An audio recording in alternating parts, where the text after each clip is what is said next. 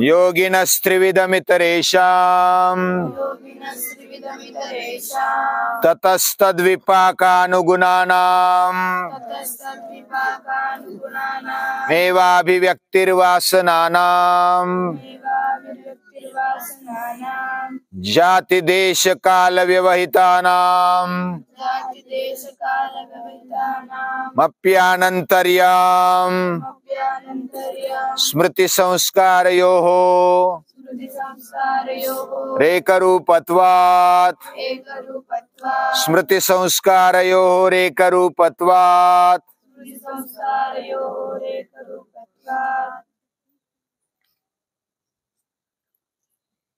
हमारा जीवन यह निरंतर प्रवाह है, यानी जैसा हमने जन्म लिया और मृत्यु को भी प्राप्त होंगे, ये बीच वाला काल भी हमारा जीवन है। जन्म के पहले भी जीवन था और बाद में भी जीवन है। और इस जीवन को ज्यादातर जन्म जन्मांतर तक प्रेरणा देने वाला संस्कार होता है, हमारा मन होता है, और मन में बसा हुआ संस्कार।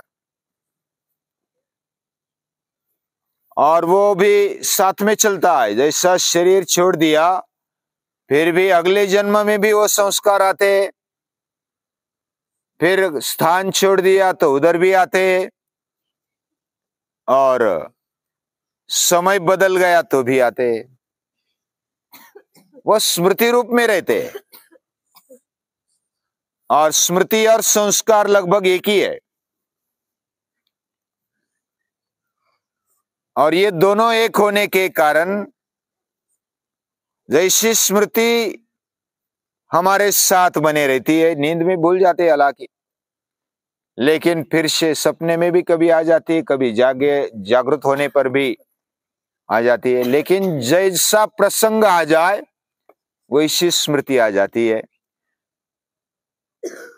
जैसा सामने हमें दृश्य दिखे उस प्रकार की स्मृति हमारे अंतःकरण में जग जाती है। और ये हमारा अंतःकरण यानी मन बुद्धि चित्त अहंकार, ये पूरा स्मृति से, याददाश्त से, या तो अलग अलग संस्कारों से भरा हुआ है। कितना भरा हुआ है हम सोच भी नहीं सकते, इतना भरा हुआ है। पहाड़ के पहाड़, एक एक कण एक एक स्मृति का रखेंगे तो ऐसे पहाड़ के पहाड़ बन जाएंगे। और इसलिए लाखों हजारों जन्म हमें लेने पड़ेंगे उस स्मृति और संस्कार के कारण। अभी जैसे घर अगर बंदा है, कोई राष्ट्रपति का भवन है या तो राजमहल है, तो उसमें बहुत सारे रूम होते हैं और हर रोज सभी खोले नहीं जाते। शस्त्रागार है, कभी युद्ध आने पर खोला जाता है। या तो कोई ऐसे रूम है जो सांस्कृतिक कार्य के लिए कुछ अलग अलग साहित्य रखा होता है, तो वो जब सांस्कृतिक कार्यक्रम होगा तब खोला जाता है। और उसमें धूल आ जाती है, कुछ मकोड़े आ जाते हैं और जाल लग जाता है, पूरा कचरा भर जाता है उसमें। ऐसे बहुत सारे रूम, जैसे राष्ट्रपति भवन और उसमें सैकड़ों रूम होते हैं, वैसे हमारे मन में भी सैकड़ों रूम है।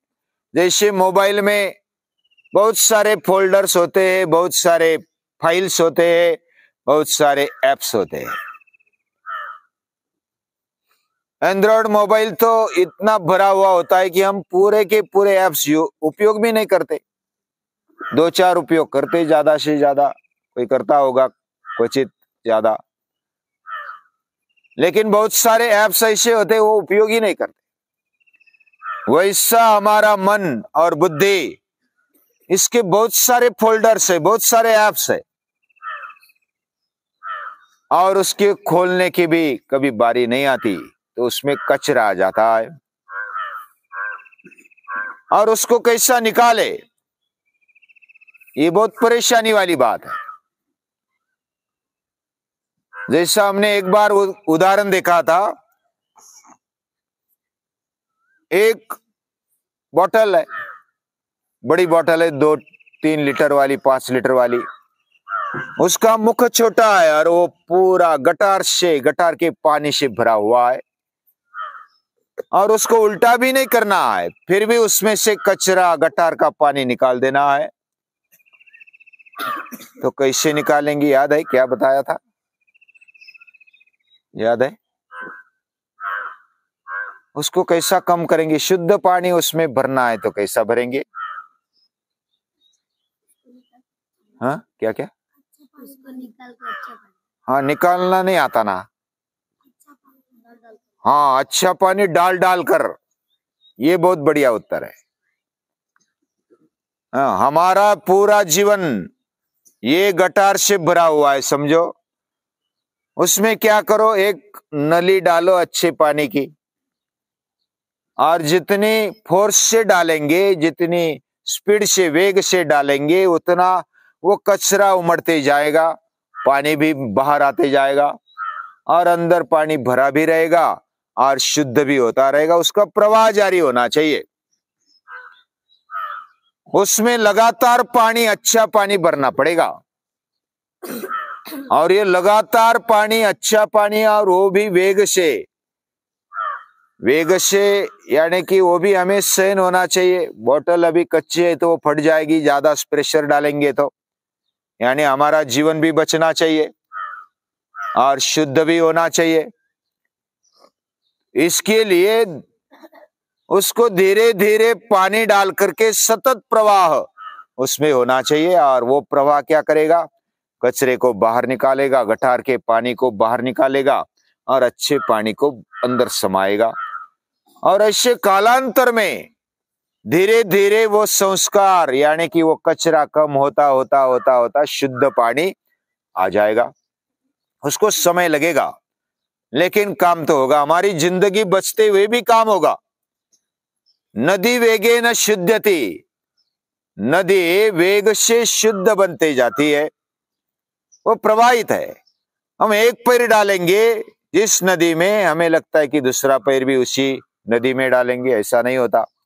वो पानी तो आगे चला होता है, आगे चल रहा पानी, एक पैर डाला वो पानी बह गया, दूसरा पैर डाला तो वो पानी भी आगे चला गया। यानी नदी एक ही नहीं होती, जोत भी एक ही नहीं होती, हर समय वो बदलती है। हमारा जीवन भी हर समय बदलता है और वो बदलते रहना चाहिए।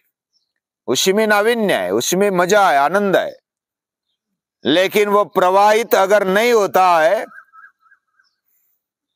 तो उसमें कचरा आने लगता है, गटार आने लगती है, गंदगी आने लगती है, उसमें बदबू आने लगती है। और ऐसा ही हमारा अंतःकरण है। हमारे अंतःकरण में ये जो कचरा है, संस्कार है, वो स्मृति रूप में रहते हैं। स्मृति क्या है? अनुभूत विषया संप्रमोश स्मृति। जो भी विषय हमने अनुभव किया, वो अनुभव किया हुआ विषय वो फिर से एक बार याद आना, ये स्मृति है। और ऐसी स्मृति ही संस्कार रूप में स्थिर हो जाती है। यानी स्मृति और संस्कार में ज्यादा भेद नहीं है। हमने कभी कुछ किया होगा, जैसे कल एक उदाहरण हमने देखा था, गाय का बछड़ा जन्म लेते ही स्तनपान करने के लिए वो शुरू कर देता है और वो उठता भी है। उसके पूर्व जन्म के संस्कार से उसे याद आ जाता है और याद आने पर वो स्तनपान भी करता है। उसको न सिखाए बिना वो कैसे करता है? उसकी स्मृति जागृत होती है और उस संस्कार के कारण, स्मृति रूप संस्कार के कारण वो आगे वैसी कृति करता है। हमारा जीवन भी वैसा ही है।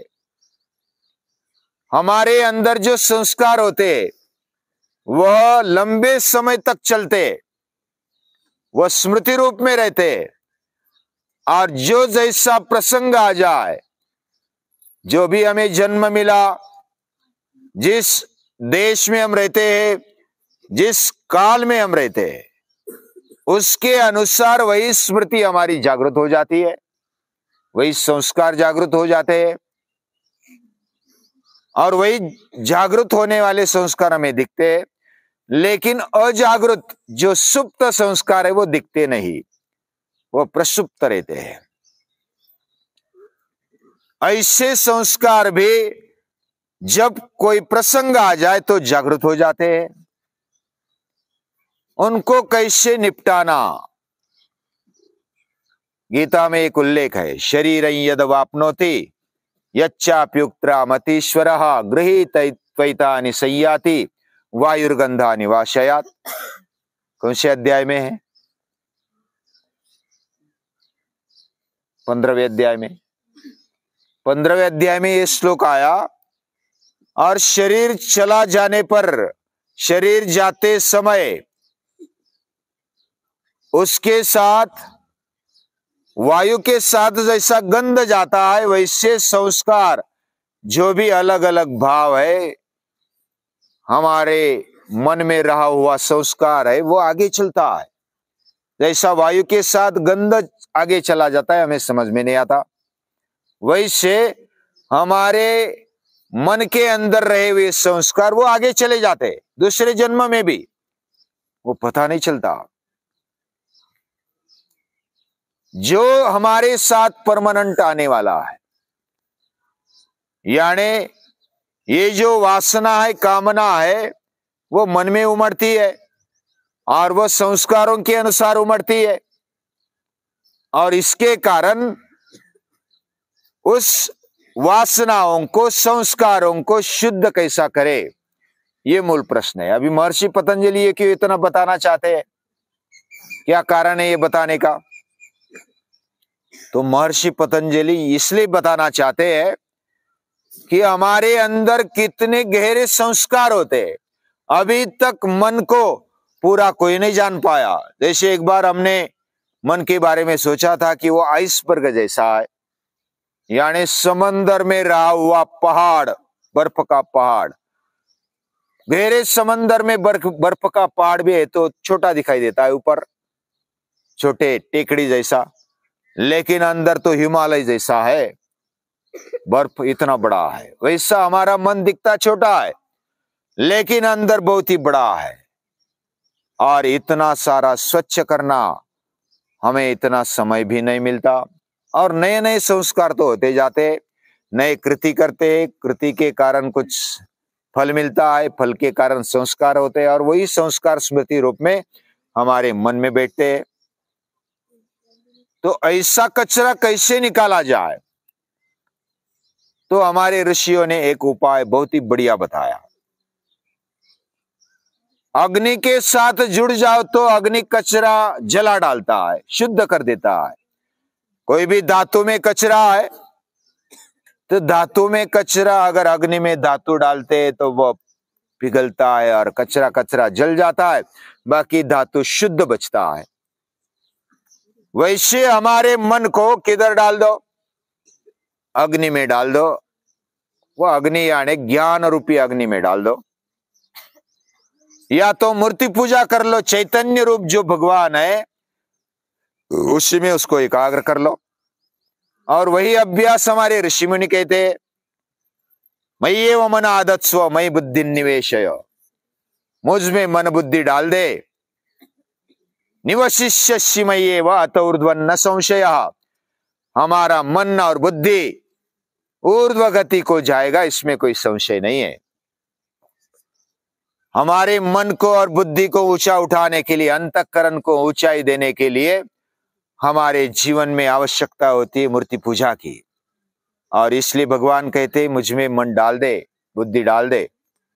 ऐसे ऋषियों को, मुनियों को, अवतारों को याद करते हैं और उनको नमस्कार करते हैं, प्रणाम करते हैं।